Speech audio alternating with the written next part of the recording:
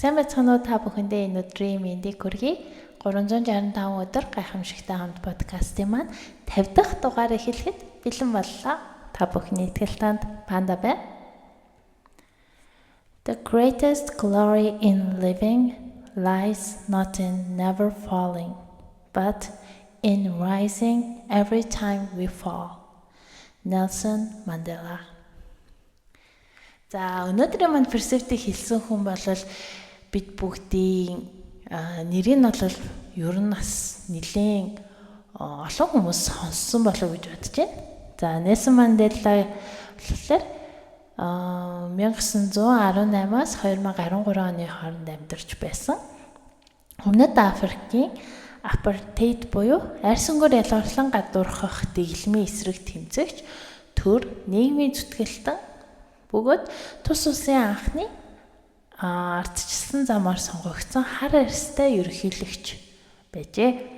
За тэрээр эрх чөлөө тэгшэрх эвлэрлийн дэлхийн дахины бэлэгдэл гэж үздэг юм байна. За түүний хувьд болохоор Африкийн үндэсний конгресс намаар дамжуулан цөөнх цагаан арьснуудын тогтоосон арьс өнгөөр ялгарлах харгас тогтолцооны эсрэг тэмцлийг өдөртөн явуулж байсан. Тэгээд улс төрийнхөө тэмцлийнхээ төлөө насаараа хорих ял аваад амьдралынхаа 27 жилийг маш хатуу дэглэмтэй шоронд өнгөрүүлсэн байжээ. За тэгээд 1990 онд шоронгоос суллагсныхаа дараа цагаан арьснуудын засгийн газартай хэлэлцээ хийгээд улсаа иргэний дайны ирэмгээс аварсан юм байна. Тэгээд 1994 онд бүх нийтийн тэгшэрх сонгуулиар ерөнхийлөгч болжээ.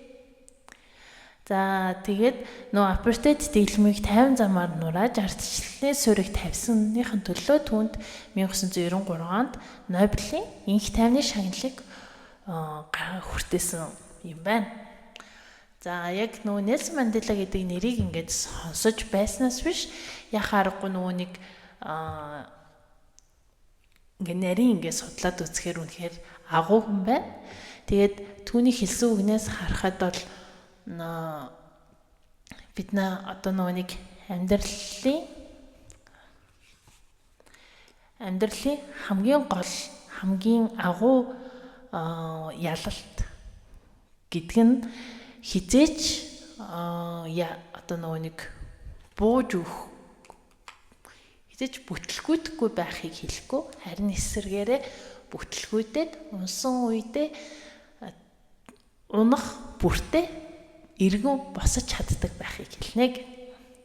Яг тэгж бодохоор түүний сая амьдралын талаар хэдүүлээ ярихад бүхэл бүтэн нэг насаараа хорих хэл аваад 27 жил шоронд ингээд хоригдсон гэдгийг сонсохоор тэр хүн маань 27 жилийн дараа нэг шоронгоосоо соллогдоод тэгэд Африк улсын ерөнхийлөгч болж чадсан байгаа гэдгийг харахаар ингээд тэр хүн яг нэг удаа ингээ унаад тэр чигээрээ энэ одоо угаасаа бүтэхгүй байна гэд бууж өгөөгүй эсэргээр нь буцаад босч ирсэн байгааг харахаар үнэхээр одоо яг энэ үгнийхээ хувьд тэр одоо яг энэ хэлсэн үгээрээ амьдарч чадсан хүн юм байна л гэж харагдаж байна л да.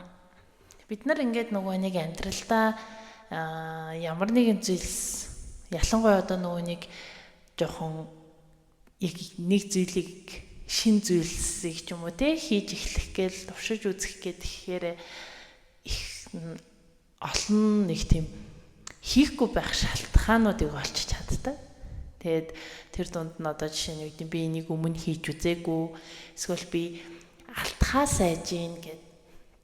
Гэтэл яг үнэндээ хүн юунаас хамгийн их нэг юу гэдэг айдагч гэдэг юм уу юунаас хамгийн их одоо харамслыг мэдэрдэг вэ гэхээр хизээч хийж үзээд алдсан зүйлийн араас тэгэж хүн бол нэг айхтар харамсдаггүй юм байна л та. Эсвэргээрээ хийж үзээгүй тэгээд тэр хийж үзэх боломжоо алдсан хүн бүр хамгийн харамсдаг. Би тэр үед тэгчих минь явдаа гэдэг үг бол ер нь тэгээд бид нар бол эргэн тойронд хүмүүсээсээ эсвэл бид нар өөрсдөө ч гэсэн зөндөө хэлжсэн, өөрсдөө хэлжсэн, бусдад хэлжсэн тийм зүйл болоо да.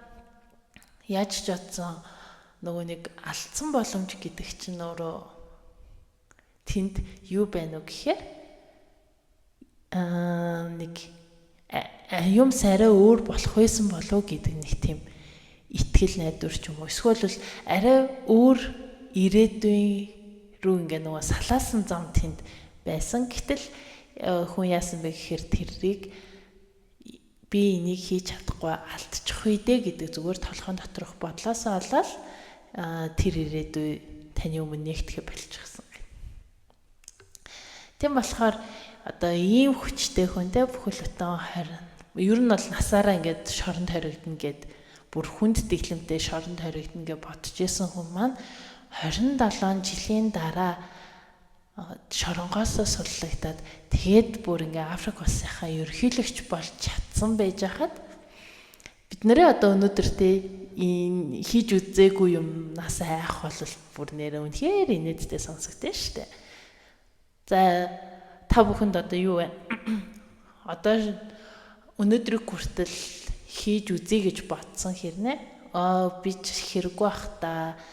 За яах юм бэ бэлээ зүгээр эвлээ хийж чадахгүй тэгээ алдаж малтах юм бол ястай шараа мараа гэл өрөөгөө нэг жоохон тэгээ доошоогоо үнэлж бодож исэн юм юу байна? Тэд нарыгаа дор комент хэсэгтчихэд тэгээд маргаашнаас эхлээд тэрийг яаж хийх вэ гэдгээ яаж хийж болох вэ гэд шууд эхлүүлээд яваарай манайхаа.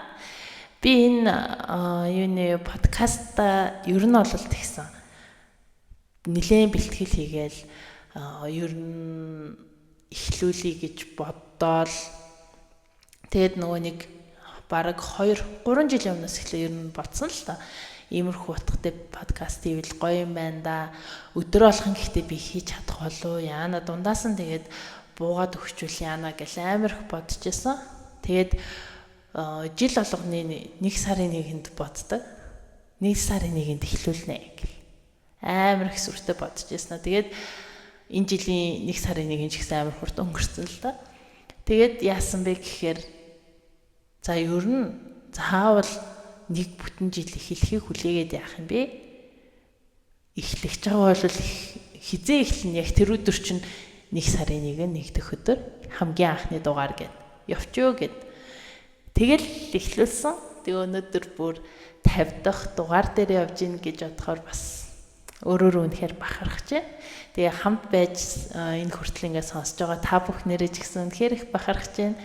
Яагаад гэвэл бас ингээд өдөр болгон нэг зүйлээ хичнээн нөгөө нэг урт биш ч гэсэн яг энэ нэг зүйлээ ингээд тавтаад байнга ингээд үргэлжлүүлээ явна гэдэг чинь маш их хүч хөдөлмөр. Тэгээд та бүхнээс одоо нэг сэтгэл зүйн хувьд тийм их эрч хүчийг зарцуулж байгаа. Тэгээд энэ маань ингээд жоохон яваад эхлэх юм бол уул хэдэл нулан амархан болно. Тэгээд тэр үедээ нэг сайхан инээлдэж хөөрөлдөө тэгэл ярилцаа сууцгаая гэж бодож байна. За ингээд 50 дахь өдрийнхөө дугаарыг өгөр өндөрлөө. Доор комент хэсэгт та бүхэн эхлүүлэх гээд эхлүүлж чадахгүй байсан зүйлсээ бичээд маргаашнаас шууд эхлээд яваарай манайхаа.